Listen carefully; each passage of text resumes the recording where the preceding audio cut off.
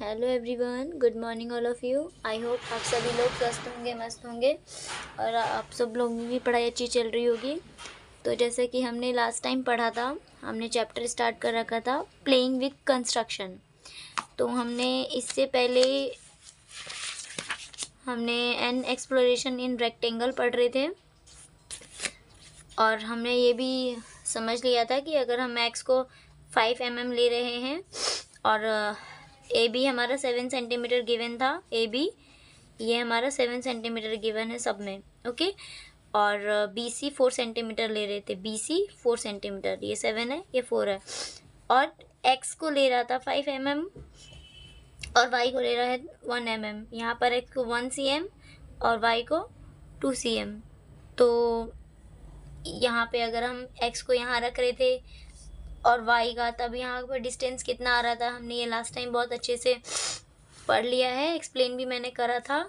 आप मेरे प्लेलिस्ट में जाकर इस वीडियो को देख सकते हैं कि इसमें सबसे मिनिमम क्लोजेस्ट कौन सी एक्स वाई में कहाँ पर क्लोजेस्ट है, कौन सी फिगर में क्लोजेस्ट है। तो आप देख सकते हैं कि इसमें सबसे ज़्यादा क्लोजेस्ट है, ओके। और सबसे ज़्यादा फारदेस्ट मतलब दूर है वो हमारा इस वाले फिगर में है। तो आप जाके मेरे प्लेलिस्ट में देख सकते हैं। तो हमने यहाँ तक कर लिया था an exploration in rectangles. Then we will discuss, हमने कुछ क्वेश्चन भी करे थे। हमने ये वाला क्वेश्चन मैंने एक एक्सरसाइज करा दिया था, एक क्वेश्चन करा दिया था, बाकी क्या आपको करना था। सेकेंड हमने ये भी कर लिया था। अब हम थोड़ा सा ये डिस्कस करते हैं कि इसमें क्या कह रहा है। Have you checked what happens to the length, क्या आप चेक करे हैं क्या होगा लेंथ एक्स वाई का लेंथ क्या होगा when X and Y are placed at the same distance away from A and B. क्या होगा जब एक्स एंड वाई आर को प्लेस्ड कर रहे हैं सेम डिस्टेंस पे ए और बी से रेस्पेक्टिवली।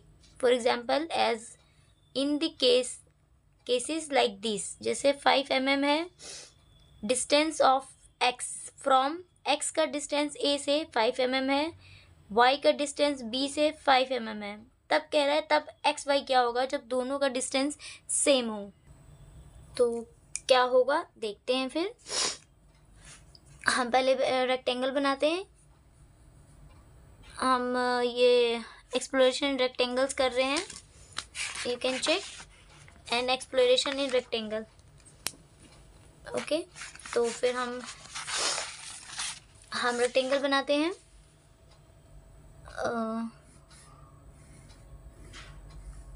ये हम इसका नाम दे देते हैं A B C D, okay.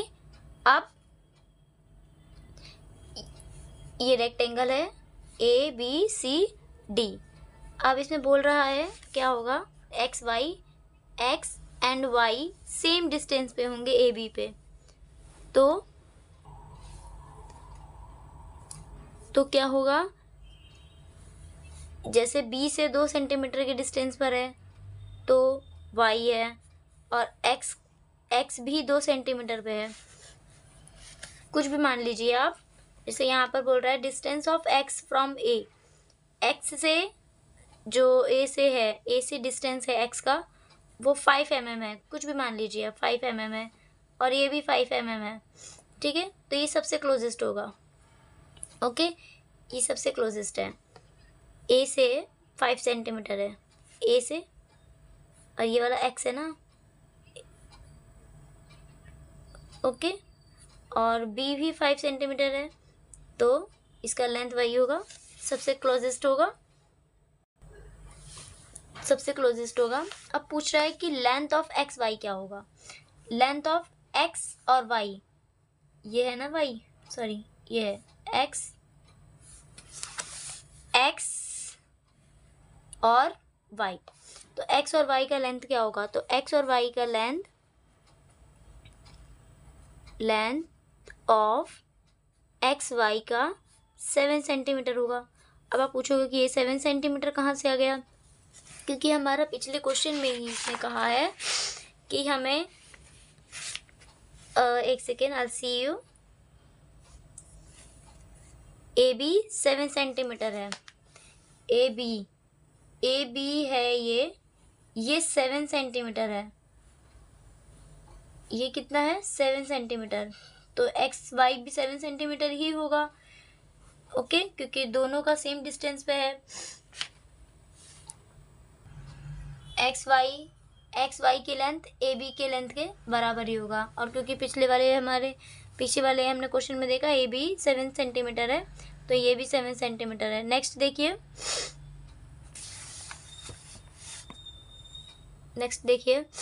1 centimetre, यहाँ पे 5 mm था, अब 1 सेंटीमीटर है और इसका भी 1 सेंटीमीटर है, तो लेंथ ऑफ एक्स वाई पूछ रहा है, इसका भी देखते हैं, तब भी सेम ही होगा, क्योंकि ए बी का लेंथ कितना है, ए बी का लेंथ 7 है, तो एक्स वाई का भी लेंथ 7 ही होगा। ओके, इसका भी लेंथ 7 सेंटीमीटर ही होगा। एक सेकेंड,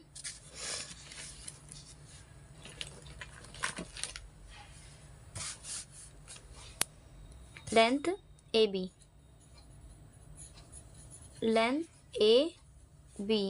ए एंड बी का 7 है, तो एक्स वाई का भी 7 ही होगा। तो यहाँ पर 1 सेंटीमीटर ए से जितना डिस्टेंस होगा, तो इसका लेंथ ऑफ एक्स वाई 7 होगा, इसमें भी 7 सेंटीमीटर होगा, और ये कितना भी बढ़ा लीजिए, दोनों का इक्वल है, तो 7 ही होगा। ओके, अब नेक्स्ट पूछ रहा है, in each of this case observe how the length X Y compare to that of A B and the shape of the 4 sides figure A B X Y. कह रहा है how the length X Y compare to of that A B. तो हम A B से इसको कैसे compare करेंगे, तो how the length of X Y compare of that of A B, तो इसमें भी हमारा क्या है, how the length of X Y का लेंथ ए बी के बराबर ही तो था, एक्स वाई का लेंथ ए बी के बराबर ही था, इसका मतलब दोनों का 7 सेंटीमीटर ही था। दूसरा कह रहा है the shape of the 4 sides figure, 4 side figure था, हम ये बना रहे थे, एक सेकेंड, हम रेक्टेंगल बना रहे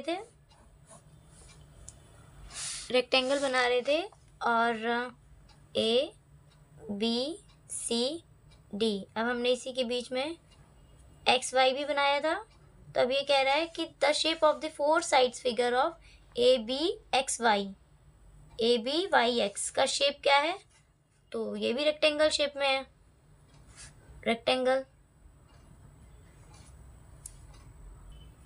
नेक्स्ट क्या पूछ रहा है, नेक्स्ट कह रहा है how does the farthest distance कितना है between X and Y compare with the length of A C and B D. X और वाई का डिस्टेंस कितना है अगर हम कंपेयर करें ए सी और बी डी से।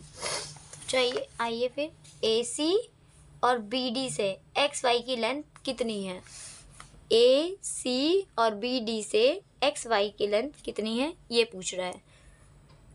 तो फिर हम करते हैं,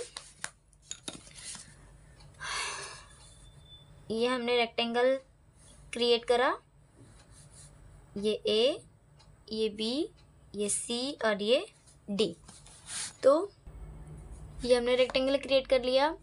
अब ये कह रहा है कि how does the farthest distance between X and Y compare with length of A C and B D. तो अगर मान लीजिए कि x equal to D equal to X है और b इक्वल टू वाई है, तो अगर मैं यहाँ पे एक लाइन ड्रॉ कर दूँ, इसको मैं लाइन ड्रॉ कर दूँ, तो फारदेस्ट यही वाली लाइन होगी, ये वाली लाइन ड्रॉ कर दूँ तो यही फारदेस्ट लाइन होगी,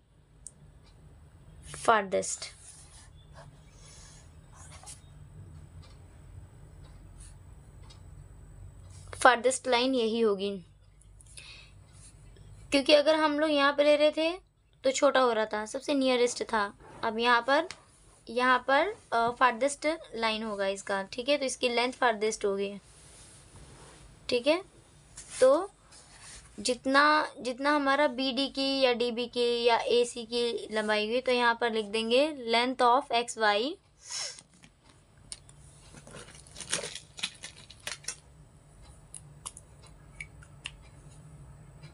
तो यहाँ पे लिख देंगे लेंथ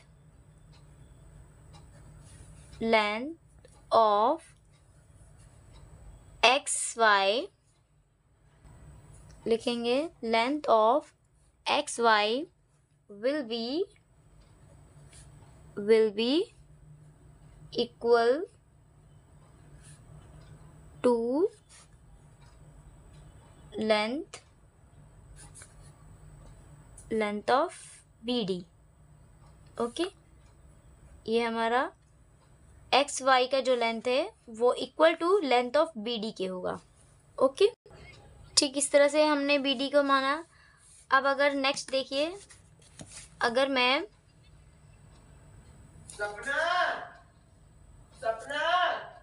तो हमने यहाँ पे एक रेक्टेंगल क्रिएट करा है ए बी सी डी। अभी हमने d इक्वल टू एक्स लिया था, b इक्वल टू वाई लिया था। अब हम a इक्वल टू एक्स ले रहे हैं और c इक्वल टू वाई ले रहे हैं। तो यहाँ भी हम अगर लाइन क्रिएट करते हैं, यहाँ भी हम लाइन ड्रॉ करते हैं, तो ये भी फारदेस्ट लाइन होगा। ओके, ये भी फारदेस्ट लाइन होगा और ये भी फारदेस्ट लाइन थी, ये भी फारदेस्ट लाइन था और ये भी फारदेस्ट लाइन था। तो हमारा यहाँ पे AC के पास x और y का डिस्टेंस फारदेस्ट होगा, B और D का भी लेंथ फारदेस्ट होगा डिस्टेंस। ओके, तो जैसे यहाँ पे आपने देखा कि length of X Y will be equal to length of B D. तो यहाँ पे हम और लिख सकते हैं एंड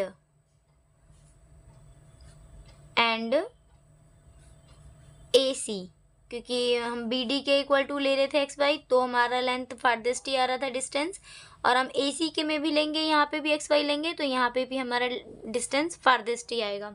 आपको समझ में आ रहा है तो मेरे चैनल को फटाफट लाइक कर दीजिए। वीडियो पसंद आ रहा हो, समझ में आ रहा है तो मेरे वीडियो को फटाक से लाइक कर दीजिए, कमेंट कर दीजिए और शेयर ज़रूर कर दीजिए।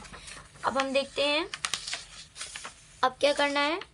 ब्रेकिंग रेक्टेंगल्स को ब्रेक करना।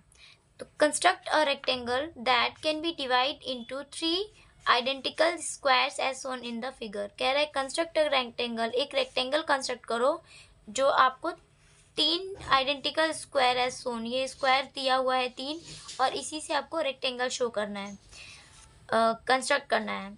तो if this seam difficult let us simplify the problems, ये समझा रखा है। इससे हमें क्या बनाना है, इस स्क्वायर से हमें रेक्टेंगल क्रिएट करना है। ओके, तो चलिए हम देखते हैं फिर कैसे करेंगे। तो आज के लिए इतना ही, आगे का हम कल के वीडियो में पढ़ते हैं और 1-2 लेक्चर में ये कंप्लीट हो जाएगा। आज हमने ये सीखा एक्स वाई की लेंथ, और मेरे वीडियो को पूरा वॉच करिए, पसंद आए और कौन सा टॉपिक पसंद आया मेरे कमेंट बॉक्स में कमेंट करके बताएं और मेरे वीडियो को पूरा वॉच करें। Thank you for watching my videos, thank you for everyone. आप स्वस्थ रहें, मस्त रहें, पढ़ते रहें।